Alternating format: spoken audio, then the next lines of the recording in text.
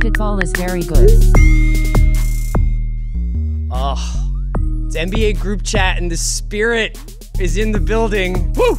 It's a gospel brunch podcast because I saw the light last night, Justin Verrier. Hi. I was moved, Haley O'Shaughnessy. That's great. I went and saw Joel Embiid destroy Los Angeles for the second straight game. In person. At the Staples Center. I didn't see him on against the Clippers. I went last night against the Lakers. Praise him. And we have to talk about this. Like, this is not Sixers colored lenses, man. This is an important story because Akeem Olajuwon back. Sure, yeah. First of all, always love when a guy plays up to the size of the gym he's in, where he's like, this is like a big game. People are watching. Los Angeles has got good, like the Lakers definitely have good fans. No shots at Isaac Lee. But he was like, I want this game. You know what I mean? Like, he kept his personality, which and is just great. was just a dominating force the entire time he was on the court. To be fair, he did dunk all over the Clippers the night before. Oh yeah, absolutely. I mean, he time. wiped them out. I was just saying that, like, it was just awesome to watch him. Like, I was kind of like, well, they've been in LA since Saturday. Right. We know from Instagram that they have at least been to Hyde once. He and Markelle went to the Pacific Ocean, not very warm this time of year. Sure. Like, he could be have a little Markelle cold. did not look like he was enjoying the ocean. What does Markelle look like he's enjoying anything? That's not, Yes, you know. That's a good point. So he comes out. To be fair, the LA oceans are so cold. I know. They are freezing. But That why shocked jump in me. them? You're a professional basketball player. Right. You're supposed to, it's not cold therapy. You That's could get literally a cold, which, speaking of, that's why I sound like early 2000s Lindsay Lohan. I'm coming back from a cold, so I apologize. That's a lot to unpack. So then they beat the Clippers. He has an incredible game. He like wrestles with Willie Reed, does the choke sign, just basically is like, I own LA, takes out a sublet in Staples. And I had very low expectations for this Lakers game. I thought maybe he would be on like a minutes restriction or something. Nope, comes out 34 minutes, 46 points, 15 boards, 7 assists, 7 blocks. Why did you have low expectations when? Because I just I want to keep myself together with him. And it's like, okay, he played a lot of minutes against the Clippers. Maybe he'll just come out and play like 25 minutes against the Lakers. Okay, that's understandable. Maybe this is the end of a long road trip, and they're like, you know what? We did what we came out here to do. Right, but everyone wants to bring it against Lonzo. That's what I'm saying. Yeah, I think it's that. I also feel like he's the type of player, like when you hear stories about 80s era football players where they're like, oh, I went out and did cocaine right before the Super Bowl. Like, not to say that Joel Embiid did cocaine, No. but like the fact that he'd been partying and he'd been out in LA, I feel like that almost fuels him. I also feel like it fuels him to just have people try to talk junk to him. Yeah. And he just wants to go back at them and dunk all over. So this I was love this guy. basically a 4x100 relay race. Like, the Sixers are 4th in pace, the Lakers are 3rd. Both teams were like ripping and running off makes or misses, and they turned the ball over a ton. They're two of the worst teams in turnover percentage. But the best part about it, I mean, the Embiid stuff we can get to, but you could tell right away that definitely Ben Simmons and pretty much Robert Covington just like had Lonzo's playbook. So they would both kind of hang back like safeties in the sort of midcourt area. And as Lonzo would try to get that break going, and Lonzo's thing is to throw that early pass to a guy on the above the break And surprise everybody. Ben would just jump it. Right. Like, they would either tip it or intercept it, and it just completely spooked Lonzo. And then in the middle of the first quarter, I think, at the end of the first quarter, Brett Brown puts TJ McConnell on, and TJ McConnell just guards Lonzo 90 feet. It just Not a good full-court sign. press Lonzo Ball. It was awesome. It was like completely took him out of the game. They had no countermeasure. The Lakers only looked good when they were playing all the guys that are not on billboards, with the exception of Kuzma. But it was like KCP, Clarkson, Bogut, Brewer. Those were the guys who kept the Lakers in the game. Because otherwise, if you were just like, wait, how come the Sixers aren't up 25 right now? That's how lopsided it looked out on the court. Yeah. But just a breakneck game. Like, I can't explain it. And the crowd was even just like, whoa, like looking back and forth. And I think that one of the things I took away from this was that initially watching a few Sixers games, and you guys jump in whenever you want to just tell me to calm down. No, we love this. Keep going. I was like, I'm really into this team. They're really exciting. I want to see a little bit of like tactical sophistication with what they're doing, because right now they're making the most passes. I think they're making the most passes of any team in the league.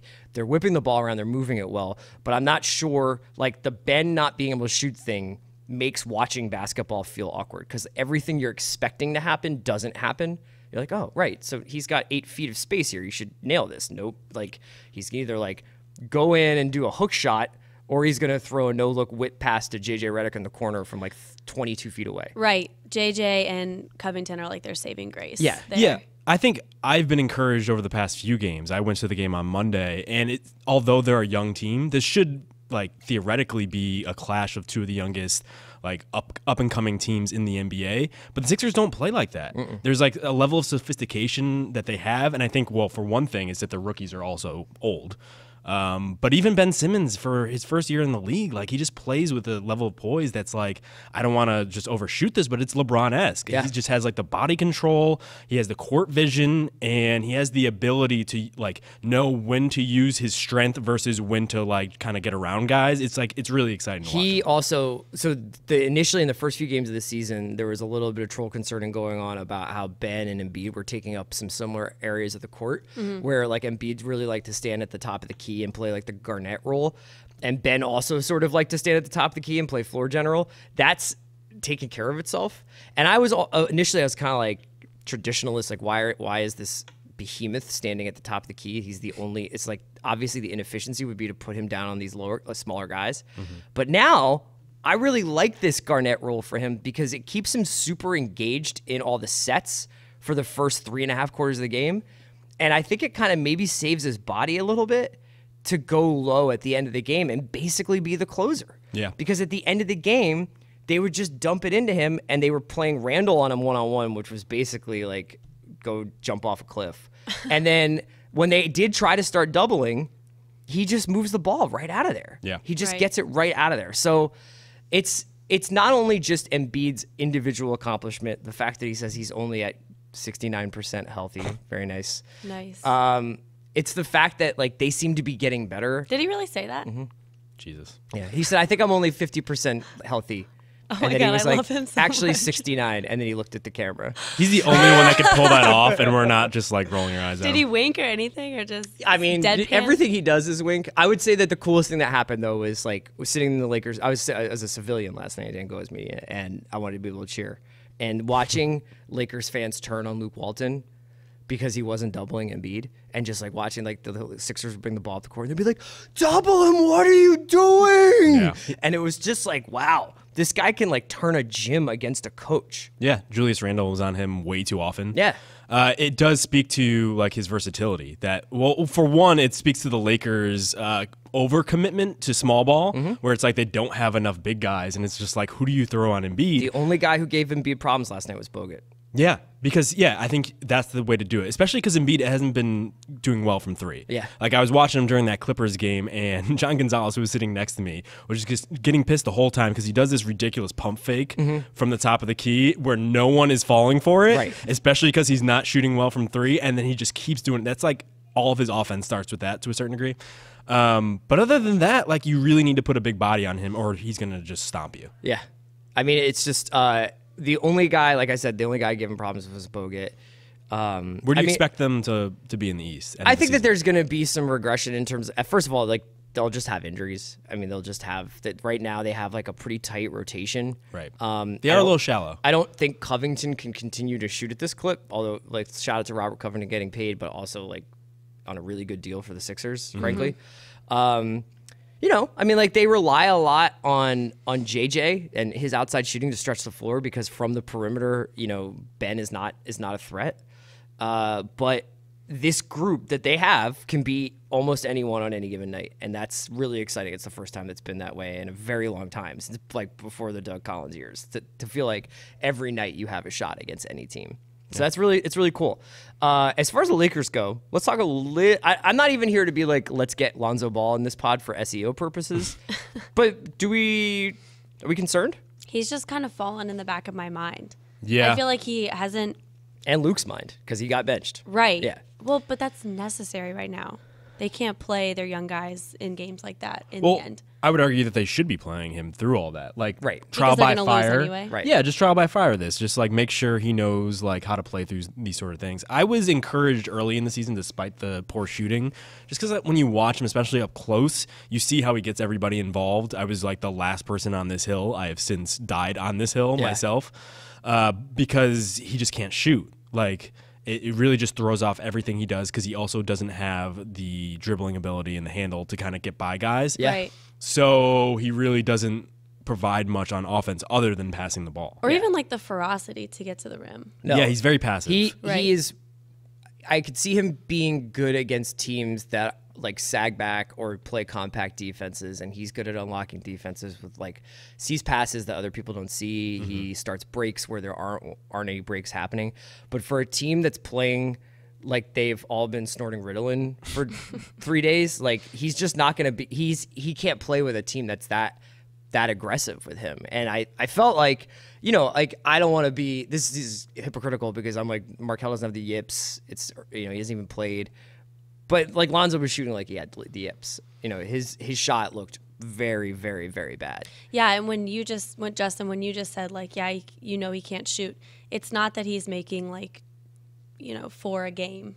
He's literally sometimes making none a game. Having said that, I'm still in long term. I still think he is a cerebral type of player. I think if you had a good team, I still think he would be really good at it. But I don't think he's going to be the type of player, and maybe this is too soon to say this, but it doesn't seem like he's even the type of player that's your number one. I don't think that's unreasonable to say like long term, especially since Magic had that comment the other day where they said, we're going to let him shoot like he wants to shoot through the season, and then we'll revisit it after the season, which I think is the right move. Because if you try to tweak too much mid-season, it kind of just throws a guy off more, and then becomes very mental. The process of being on the road and like the whole NBA sort of production line of like games, like I don't know that you get that much work done on your individual game during the season. Yeah, I mean, you hear those stories all the time of guys saying that they fell out of shape during the season. Right. Nobody practices. Right. So you really don't have time to work on the mechanics and all that stuff, which is what he needs. He needs to work on the basics. I would say that if we had one lesson that we learned,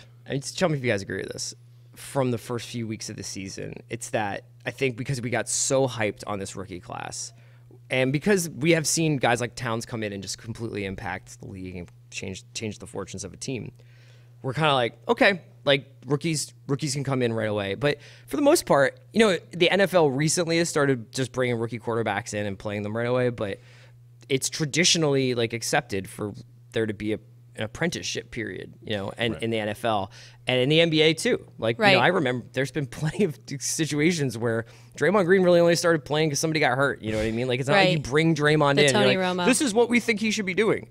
So I think that applies to Lonzo. It applies to Markelle. I think expectations are really out of whack, and I think those teams are in very strange positions because on one hand they want to sell tickets and shirts and put these guys on billboards and be like, look, we're going in the right direction. Yeah. But on the other hand, it's like those guys need to learn how to play the game first. Right. Yeah, it's partially like the Ball family's fault for just building up the hype all this. But also because I don't think that's a Justin take Verrier anymore. takes shots at LeVar Ball. we could write that post. I think we've been writing it. I think it's also that, but it's also the fact that this is the biggest drama to the season. Like the fact that on draft day, Danny Ainge basically just said, this guy isn't our guy for Markelle Fultz. It kind of set up this long-running thing where it's like, this is what we're worried about. Because the Warriors are not going to create inherent drama within the season. We know who's going to win. So we turn to the rookies because these are the most exciting guys. And I think because of that, we've been watching every Lonzo game, every Fultz like YouTube video of him shooting with the wrong hand. Every IG story where he's smiling or not. All right, guys. So we are 15 games about into the season, and we figured it would be a good spot to kind of take a step back and give away some awards, see what we think of the season so far. So let's start at the top with the MVP award. Pretty straightforward. And we've discussed this a couple weeks ago. I think we started talking about the way the race was shaping up.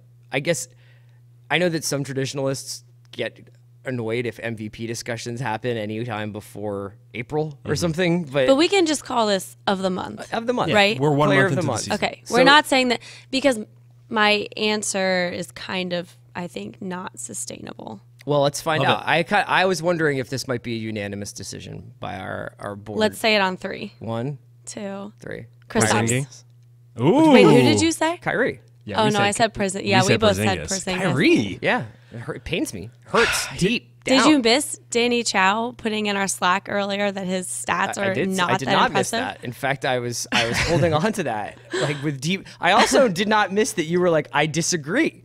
Yeah, no, I'm very much in on Kyrie, Yeah. despite the stats. Here's my concern with Kyrie, just to jump ahead here. I think it's very Derrick Rose-ish, where where Kyrie isn't why they're excelling. It's clearly Brad Stevens in the system and what they're able to do with whatever parts they throw in there, which is why I actually have Brad Stevens Coach of the Year.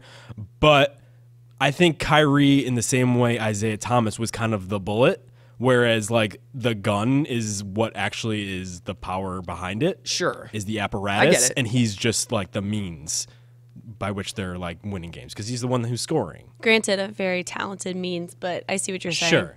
Just let's get something 100% clear. I did not want to say this. Like this is just for me using the logic that MVP awards usually have, which is the story of the season. And I think that Kyrie leading this team to the league best record without Gordon Hayward after losing him in the first 5 minutes of the season. They've been gutting out wins. I don't even know if Kyrie has had like a signature victory. I mean, he's had really good games, but you know, he's been playing great. He's played through this a couple of little small injuries. Plays 30 minutes a game, 22 PER, 20 points a game. And the fact that he is doing this with a group of, I mean, you wrote about this, Haley, like all of these random new Celtics who are stepping into new roles. They're playing without the defensive sort of stewardship of Avery Bradley, but they're an even better defensive team this year than they were last year. Right. Horford's been in and out, and through it all, Kyrie has led this team to win after win after win. But like Justin said, I think that speaks way more to Brad Stevens. Right. Because he really knows how to play to people's strengths. And there's no way that Kyrie just decided, you know what, like, I was so mad all those years in Cleveland, I didn't want to play defense. Like, that is also in part Brad Stevens. Right. And so I would say for similar reasons, that's why Porzingis is our MVP pick, because that roster is even worse. I feel like, if anything, I would give Executive of the Year to Danny Ainge for picking the right rookies, getting Jaylen Brown in there. He really looks like the type of guy you can win a title with. I think the Knicks have like two good players. Like I was trying to convince myself that Tim Hardaway was actually good yesterday, and it just didn't happen because he took the most insane shots at the end of that game. They're already 9-5. The Knicks are. Their over/under was 30.5. So they're already a third of the way there, which is freaking insane. Yeah. Like I just think Porzingis is the best player on the court most of the time, and the only reason they have any shot. Do you think that? What do you think about the fact that we spent the first 2 weeks of the season obsessed with Giannis? Giannis is the MVP. Giannis, and then we changed the channel. Like, did something drop off with Giannis, or has things just? Have we just turned our attention elsewhere? I think the latter, because Giannis is always going to do what you know. I mean, he's always going to like take over the games and be the Bucks like main guy. I just think that's like other things have emerged and been more exciting.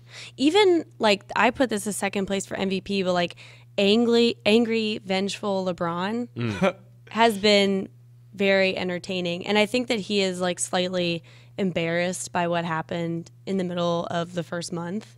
And so he's like, I mean, all the things, the Instagram post after the New York game, it's just like, I think that we are going to see like this fire underneath him that comes out like at least once or twice. Do you buy the idea that that fire could burn him out before the most important time of the season? I think they're asking a lot of him. I watched that game against the Mavericks on Saturday, and it's just like if he's not the one doing it, I don't know who it is. Kevin Love even stepped up in that game, and you're really getting nothing from any of those positions. So if I had a ballot, which I put my top four, I had Porzingis, I had Harden second. Like we overlooked the Rockets just because they're just rattling off wins. Yeah. But he's been very good, and I haven't really been watching because I'm more interested in how he and Chris Paul kind of congeal. The Rockets are kind of having the season that I think the Cavs were hoping to have, quiet victories. Yeah, exactly. Quietly put it like just moving through, no drama, everything's working. We're working on this thing, we're adjusting that thing, but in the meantime, we're putting away W's. And, you know, I think as soon as the Cavs just got to that around 500, everybody smelled blood in the water. And now it's become this circus that, it happens every other year for a LeBron team, it seems like. Right. All right, so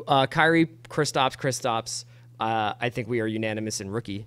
Yeah. It's your boy. Ben Simmons. Yeah, it'd probably be better to talk about like our second place. Yeah. That's actually interesting. Yeah. Who do you have second?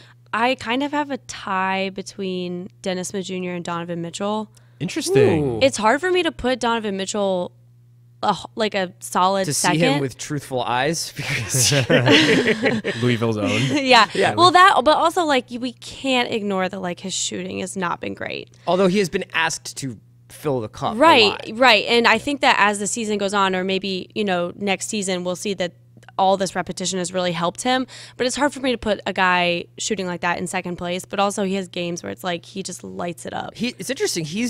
They're actually doing with Donovan what you were saying that you wish they did with Lonzo, which is let him play through it. And Right. I think he's like such a competitor that you can see he knows that there's a lot of betas on the Jazz team. Like even Rodney Hood and these guys who were supposed to have step up years. Right. Like Donovan's like, I'll take 21 shots. If nobody else is going to do it, somebody has to score. And I think that really relieves like Rubio because I don't think he wants this burden of like, oh, I have to put up all these points. And I think it's probably been really difficult on him to be relied on like that. Yeah. And I think for that reason, I like those guys long term. I like what it means for them 2 years, 3 years from now. But because their shooting percentage are so low, I didn't have them on my ballot. I had Tatum second. I had Tatum. Oh, second. Tatum. Yeah. I also had third Kyle Kuzma, a.k.a. Kyle Kuzma. I had him too. And Yeah. I'm wondering when that becomes something that everybody it feels comfortable saying. It's almost like we're scared of putting another Lakers rookie, like giving them the full recognition. But if Kyle Kuzma was like on the Jazz, we'd be having the exact same conversation that we just had about Donovan. Yeah. He's very good. Like right. I was in doubt early in the season just because I didn't know if the shooting would translate. He's actually not shooting from three all that well. I think Kuzma's at like 32%, maybe under, but that's literally the only thing he's not doing well. He's shooting like 50%. He's starting for a team. He's playing solid defense. I think he just makes sense. I think he's a guy you could just plug and play. Brian Windhorst was on the Ryan Russillo show a couple of days ago, I think, and they were talking about Embiid actually, and they were talking about this idea of when a player begins to understand what he's capable of and realizes that the other team can't stop him. So he was comparing it to LeBron's first playoff run, and he's like, Embiid understands that no one can stop him. It's really interesting to watch Kuzma play because I think he thinks similarly. Right, like he doesn't want to take there Lonzo's is almost shine. like this hesitation in the entire arena on Walton's part, on the team's Right. part, where it's like, could this guy just be the number one option? Should we?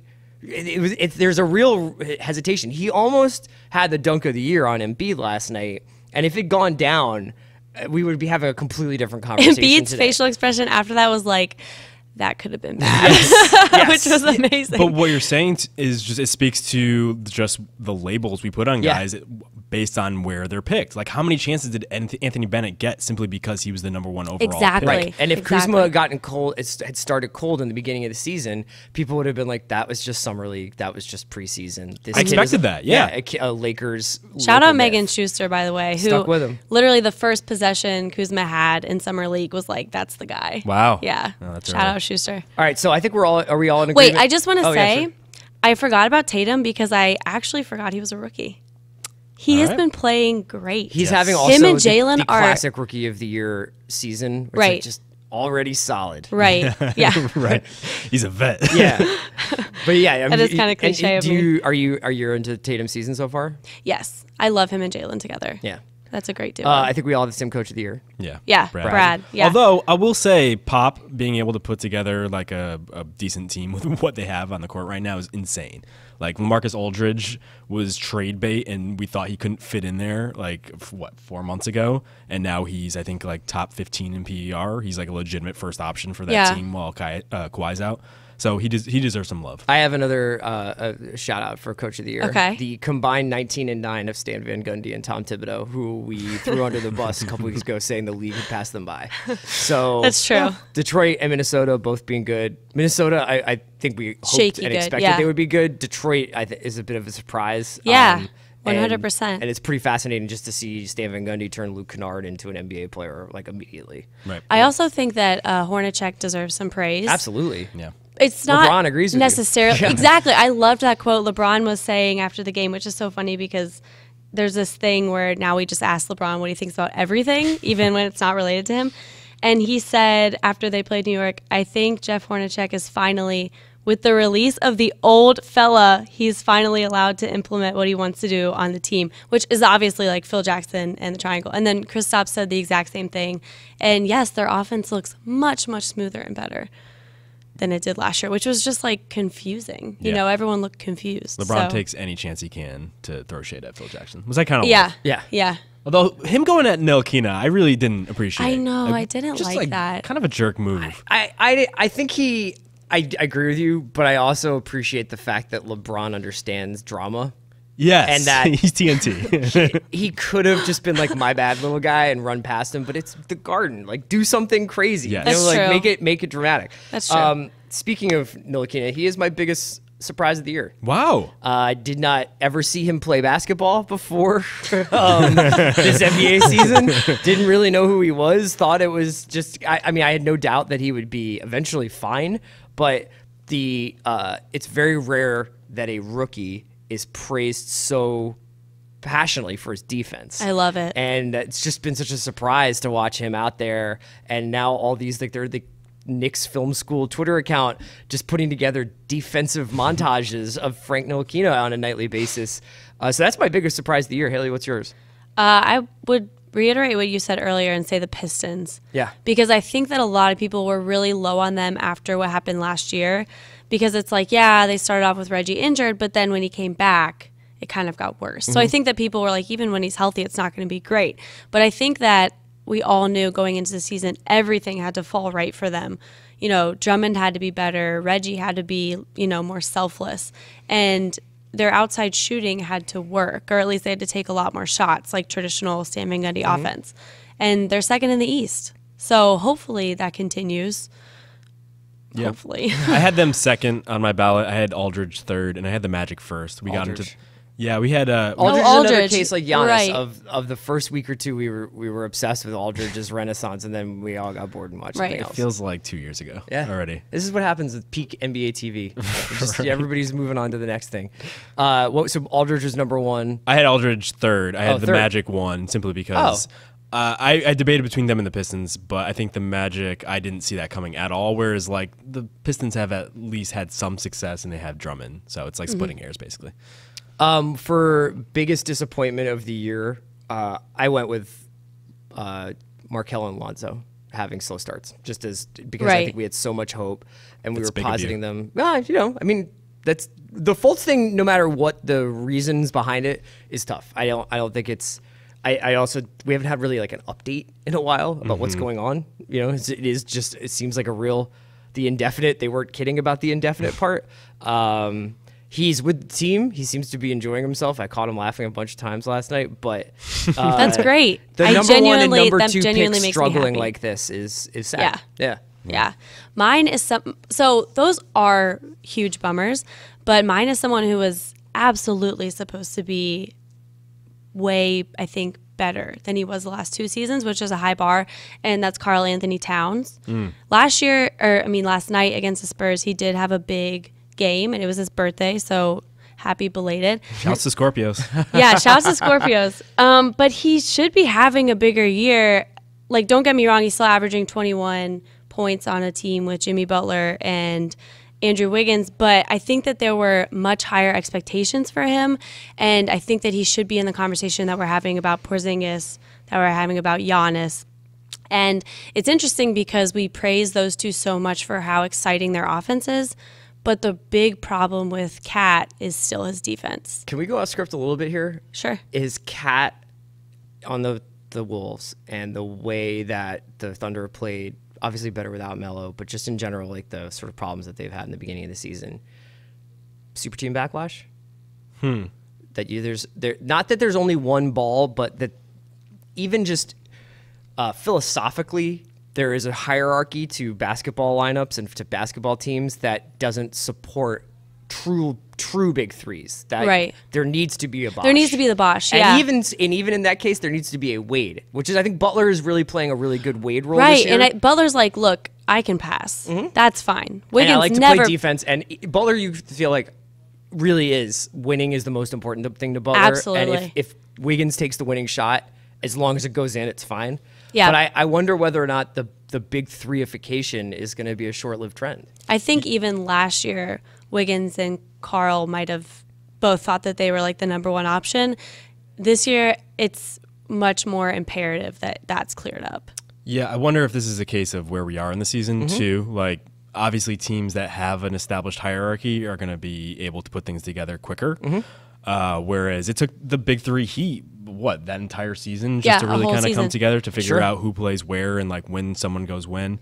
I will also say that despite all the concern over the Wolves, they're third in the West right now. Yeah. So I am worried long term. So I also wonder if this is a regular season versus playoff sort of thing too. Whereas, yeah, maybe it makes sense in the regular season to reel off wins to have a hierarchy. But when it comes to the playoffs, you really need 2-3 guys to just go in there and be superstars. That's what wins basketball. It's like, not to be reductive, but like you look at every freaking good team in the playoffs. Those are the guys who have several guys that can do it. Yeah. Except for the Cavs. Cavs.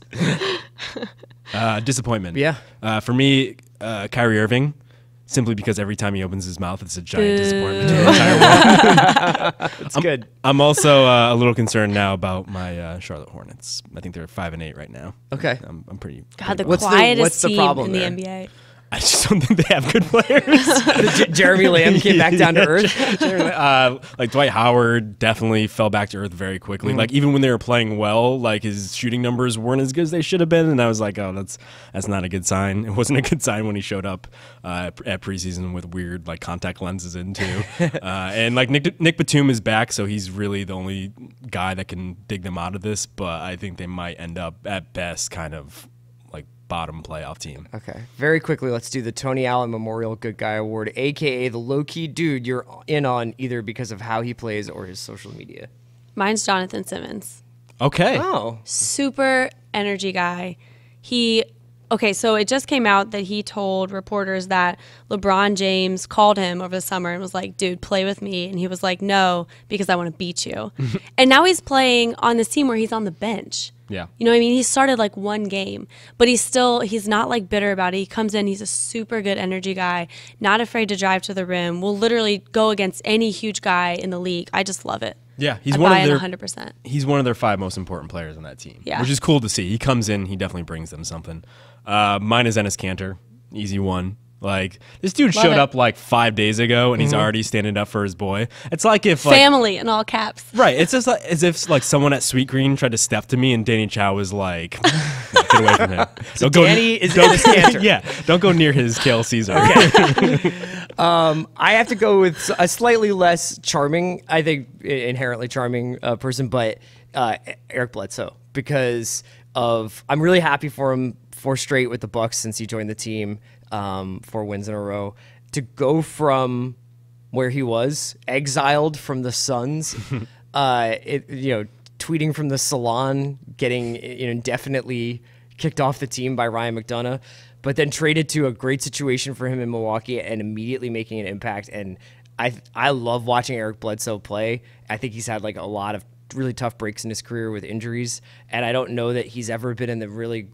Was he played like on 2 good teams? Yeah. And you could make the argument that you make your own luck, but it's awesome to see him play on a team that really deserves having like a great player like him. It's also the weird example of an addition to a team that doesn't seem to have disrupted the team. It's just made it better. So moving Brogdon to the bench was actually, it's just improved their rotation and their depth.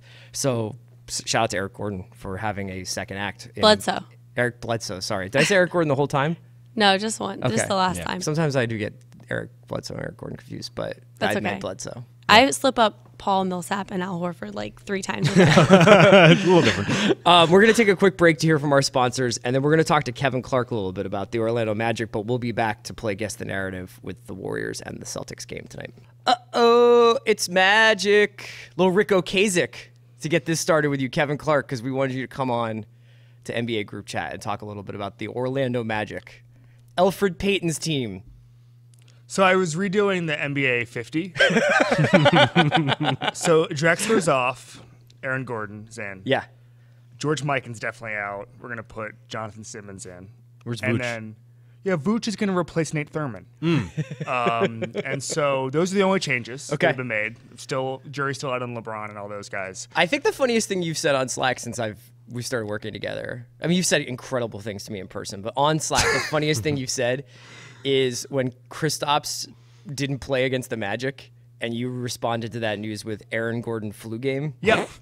no. It was so Kristaps obviously scared of the Magic, Right? And for good reason. He ducked him. For good reason. The Magic destroyed the Knicks that night. Yeah. So, couple problems with the Magic right now. So first of all, they still have a winning record. In case anybody doesn't know, feel good story of the season to start with, right? Sure. Yeah. Oh, definitely. One of the biggest surprises, if not the biggest. Right. Definitely. Lots of are the Magic not, for real posts. Right. And it's not.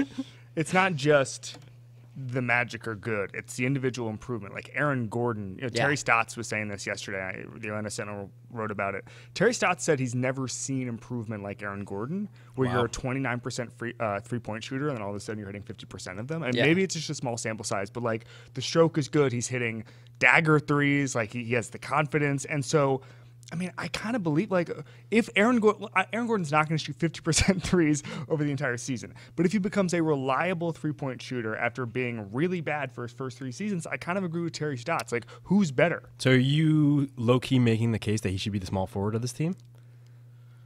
I mean, I don't know. I mean, it's such a jumbled mess. It's such a jumbled mess right now. I mean, and that's part of the, so the shooting has obscured a couple of other issues. First of all, when Elfrid Payton was out, they went 5-1 and had incredible ball movement. Yes. So that's one thing that's aside. But also just the shooting has carried them in so many situations that they the ball movement hasn't been as good as it should be. But B, I don't think we know who our best guys are right now. I mean, I just think that was charming in the beginning of the season. It was What, like, that we were wow, just they got a lot of throwing guys tools. out? They got like, Yeah. they can hit you with this Swiss Army knife of a bench. It's so interesting. Yeah. Right, and so Shelvin Mack was getting minutes last Yeah. night. Obviously, Augustine was hurt, but like, I just think that Vogel is still finding out what his rotations are. At one point last night, the Magic when the Blazers went on a 17-0 run in which the Magic turned the ball over 7 times. So we obviously have. There's some runs to be had against us. Sounds good. Yeah, and so I just, I love this team and I love the individual improvement. Evan Fournier is playing really, really well. We always knew he was a good offensive player, but he's a complete player right now. Biyombo is not a horrendous contract. I just want to say that. I get heat sometimes because everyone's always like, what are the bad Magic contracts? And I don't really say Biyombo. Do people hit you up on Twitter and ask what are the bad Magic contracts? No, I was on a pod with Bill. Oh, yeah. Over the summer, and they were like, who are the bad contracts you can dump? And I said, we don't actually have any like outsized horrendous contracts. For what Biyombo does, I think he is a bad contract.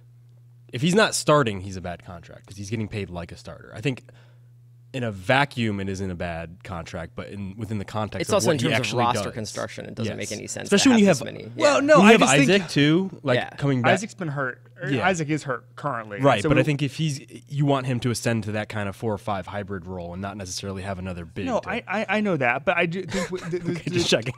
The 2 things that we need, because Vooch is not that, is defense and a post presence. Right. And Vooch wants to stretch the floor, and that's great. But I don't really know Vooch's role if we have other outside shooting and we have other guys who can hit 15-foot jumpers. I just don't. We've long argued about Vooch, and I have not. and his role. Verrier and I. Well, like a week, but sure. Mostly Danny Chow and I. Okay. But his role in modern NBA. I mean, 15 years ago, Vooch would have been a phenomenon. He's just not. He's not that anymore. It's fair to say they've had the results they've experienced recently are, it's a contribution is the fact that they've been on a West Coast road trip. They lost to the Warriors by 10. Yeah. They lost to a Denver on the night when Jokic went nuts, and they lost a tight game to Portland last night. So it's not. I wouldn't really raise the white flag yet. I guess the question about Orlando that we were asking before the season is, what's the goal here? And do you want to draft from the John Hammond sweet spot of the mid-first round, or do you want to lose a lot of games so that you get one of these top 3 guys? That's a great question. So I would like to miss the playoffs again. That would be my hope. Maybe get the 10th pick, get one more piece going forward. I think that we're not there. We're not the Sixers. We don't have the pieces where it's like, okay, we're going to go forward and this is our team. If Elfrid Payton were an elite point guard, then we're talking about something else. Yeah. First of all, we have to sign Gordon and Payton presumably after this season. They're going to be restricted free agents. That's one thing roster construction wise we need to keep an eye on. But I do think we just need one more piece to pair him with Isaac. If we start here and we just start building towards it, and we just start drafting, with the 18th pick, that's not going to get us there. Okay. Yeah, I think they're similar to the Knicks in that their surprising start has been exciting for now. Yeah. But unlike the Knicks, I don't think Porzingis is obviously a frontline guy, and Jason Concepcion has been saying the fact that Porzingis has stepped forward and shown to be a top 10 level guy, that's enough to satisfy not getting a top pick in this next draft. I don't know if Aaron Gordon has reached that status. He would need to show himself to be an all-star in order to make good on this being a playoff team, for you to come away from the season being fine with the 6th seed. Right. I mean, there's two different things. I think Aaron Gordon can get this team to the playoffs. I mean, I just think that his game has improved immensely, and I think he can get there. It's two separate things. Like you said, am I happy to be the 7th seed and lose to Cleveland in 5 games? Right. Not really. Right. I'd rather miss it. You don't want to be Detroit from 2 years ago or whatever it was, who just got who got in by the skin of their teeth, got worked by Cleveland, and then didn't almost seem to have a hangover with it for the next season. Right. You can't take that past this season. Or right. These playoffs. Who are the keepers on this team besides Gordon though? I look at the roster and I'm like Isaac, and then Fournier, maybe Simmons. Is Fournier? Oh no, a Jonathan keeper? Simmons. Yeah. Fournier is a keeper. Jonathan Simmons, who sees himself as a LeBron contemporary. So that's great. I love that. Spot the lie. I want to ask you one question before you take off. You're one of my you're a true NBA fan in the sense that you view the NBA through the prism of your home team, of your team. Mm-hmm. And those are the most interesting fans to talk to because I'm always curious what your observations are. I just found out about the Warriors a couple days ago when they played. I had no idea they were that good. What's the best team that you've watched this year? Warriors aside, what's the best team you've seen Orlando play? Oh, jeez. Certainly not Cleveland. No. Because Cleveland was terrible. The team that played the Magic the best, I mean, it's hard because, we were rolling through some good teams. We destroyed the Cavs in one of their worst losses in history. I don't...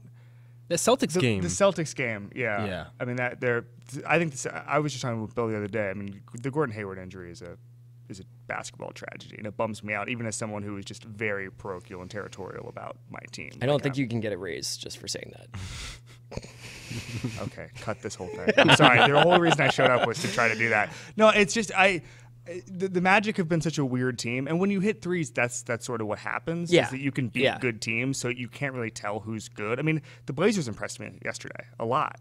The Warriors obviously were incredible. The Magic, by the way, were winning that game in the second quarter, and I took a screen grab. Did you really? The Warriors. Good. Yeah. Something to pass down to your kids. Okay, so we're going to come back and talk a little bit about tonight's Warriors-Celtics game, but thanks to Kevin Clark for talking about the Magic.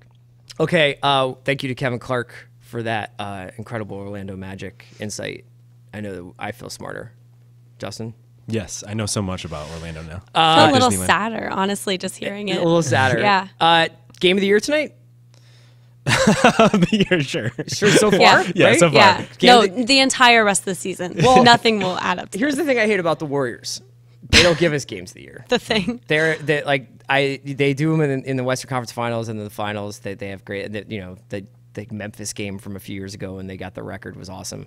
But 9 times out of 10, as someone, and I'm looking at Jason Cahill as I say this, as someone who has gone live after a Warriors game that was supposed to be exciting and tight, and been sitting there with the remnants of my own life and my own failures as they win by 25 points. Yeah. I find it hard personally to get worked up for Warriors games. Right. That being said, this is in Boston. Boston is the hottest team in the league. Boston has one of the best players in the league going full guns right now. I don't know. I'm pretty excited. I'm trying to keep my expectations tempered. Haley, after this game, what's going to be the headline? Guess the narrative here. I would love if Boston won and all of a sudden we start having that is Kyrie better than Steph debate. Oh yeah. Just because not because I believe it, but just because I love drama like that, and Right. I think that'd be really fun. And I also think that if Boston won, it'd be really, really hard for the crowd that says Boston is going to get out of the East to not just become everybody, because it's not that unreasonable anymore to believe that. Yeah, I think one team is going to ascend to frontrunner after this game. I think it's very likely that's going to be the Warriors. I think after that Wolves game, was it last week, where they just blew them out in the second half, I was like, the Warriors are the Warriors now. Yeah. I feel like if they do anything like that against the best team in the NBA, like the other best team in the NBA, then it's done. To like, be I'm fair, done with them for the rest of the season. The Warriors. Watch. Yes. Hit me in the playoffs. Now, do you feel? Would you rather watch the best team every night? No, I would rather No. watch an up-and-coming team every night. But I remember I think when the Heat were the best team, because there was so much drama surrounding them, and because teams actually did try to bring their best against them, because there was a little bit of, you ruined it you ruined the league by joining forces. I felt like that was must-see TV. The first few years of the Warriors were incredible because you were watching almost a new kind of basketball be invented. But now I agree with you. Like, I'm just kind of like, wake me up in May for these guys. Well, with those Heat teams, there was still less of a talent disparity than there is now with the Warriors. Yeah. So the only time a Warriors game is fun is if they semi-collapse, or if something happens. Like the Wizards game against them was one of the most exciting all year. Someone got ejected in that game. yeah. Bradley Beal and Yeah. Draymond Green got ejected, and it was so much fun. My guess the narrative is going to be, wow, Marcus Morris really went after Draymond last night. I just feel like it was interesting watching when Bogut and Embiid were going after each other last night, and I was like, oh, yeah, he's got his number a little bit. I'm still waiting for somebody to pull Draymond's card a little bit. Yeah, it almost was Beal. Yeah. Like, Yeah. they were in, like, Yeah. a headlock in, like, one point in the game. But that was mostly Beal. Like Draymond Yeah. actually did the right thing for once. Yeah, right. So, Good guy, Draymond Green. Right. Yeah. Okay, so any predictions about tonight? I mean, what do you what do you think's going to happen? I think that the Warriors will win, and I actually think that they'll pull away before we want them to. So maybe the third, early fourth. But that's not what I want, but that is kind of what I think. You guys have been talking about how the Celtics are reminding you of the Spurs, so I think it's going to be a Spurs game where Boston goes up 20 early and we freak out, and then the Warriors have like a 40-point swing Sure. Yeah. and win by Sure. 20. I think at some point the Warriors are just going to wallop them because, like, this is the type of game that they should get up for. Yes. Because they've probably been hearing the past 2 days, like, oh, the Celtics might be coming for you guys. Right. And it's just like, hold up, we have 5 all-stars and you're playing a rookie and a dude with a flat top against us. Like, fall back. Okay. All right. Flat Well, we'll tops see are great, for the record. We don't have a show next week, so happy Thanksgiving to everybody in advance. And Basketball we is will be very back good. the week after that with NBA Group Chat. Until then, for Haley and Justin, I'm Chris Ryan.